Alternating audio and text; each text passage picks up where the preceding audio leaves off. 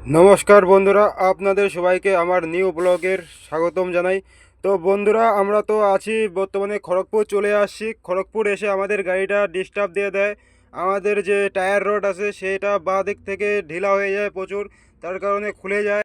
তো খড়গপুরে ঢোকার আগেই আমাদের এই ঘটনা ঘটেছিল। তো আস্তে আস্তে চলে আসছিলাম খড়গপুর যে এক্সপ্রেস রোড, সেই এক্সপ্রেস রোডের পাশে একটা গ্যারেজ, বড় গ্যারেজ। তো এখানে বড় ট্রাক পার্কিং, এখানেই গাড়িটা ঢুকাই। আগে তো ভাবছিলাম যে গাড়িটা আমাদের শোরুমে ঢুকাইতে লাগবে, শোরুম ছিল পাশেই। তো আমরা চিন্তা করলাম শোরুমে ঢুকাইলে তো টাইম বেশি লেগে যাবে, তার জন্যই আর কি গ্যারেজে ঢুকাইলাম। গ্যারেজে মোটামুটি 2-3 ঘন্টার মধ্যে আমাদের কাজটা কমপ্লিট করে দেয়। এই যে কাজটা করছে মিস্ত্রি ভাই এগুলা। তো দোস্ত, খড়গপুরে মিস্ত্রি ভাইগুলা খুবই ভালো।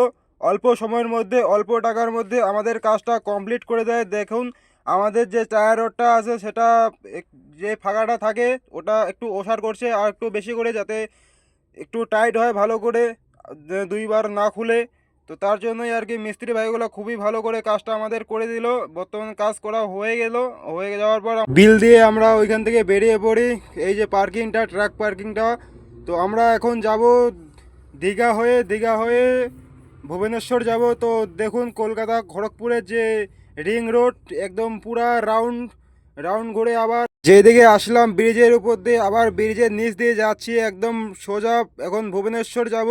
তো বর্তমানে রাস্তায় এসে একটা হোটেলে দাঁড়াইলাম। দাঁড়ানোর পর স্নান টান করলাম, স্নান টান করে খাওয়া দাওয়া করে বাইরবো। এই যে স্নান করার জায়গাটা, এই যে বড় হোটেলটা, এখানে এসে দাঁড়ালাম। তো খাওয়া দাওয়া আমরা এখানে করি।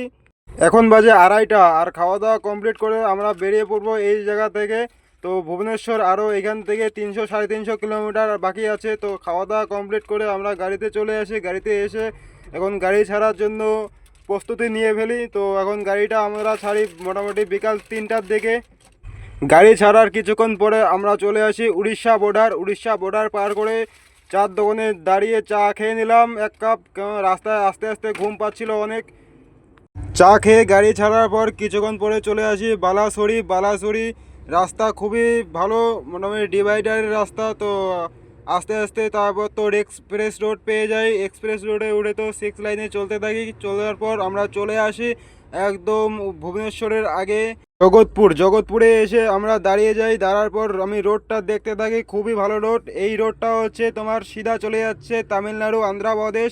প্রথমে ঢুকছে অন্ধ্রপ্রদেশ, তারপরে ঢুকছে তামিলনাড়ু। এই রোড জগৎপুরে ঢুকে অনেকক্ষণ এখানে রোডে রোডে 1-2 ঘন্টা কাটানোর পরে আমি একটা হোটেল পাই রাস্তার পাশে, যা একটু ভিতরে আছে। তো সেই হোটেলে গিয়ে রাত্রেবেলা খাওয়া দাওয়া করি, রুটি তড়কা খাওয়া দাওয়া করে ভাবছি যে রাত্রে আমরা এইখানেই কাটাই, কেননা এইখান থেকে ভুবনেশ্বর আর 30 কিলোমিটার বাকি আছে। তো রাত্রে বাজে এখন 11টা 12টা। তো এখন তো গেলে খালি হবে না, পার্টির সাথে কন্ট্রাক্ট করলাম। তো পার্টি বলছে কালকে সকালে 10টার পরে আমাদের গাড়ি লাগাবো এখানে।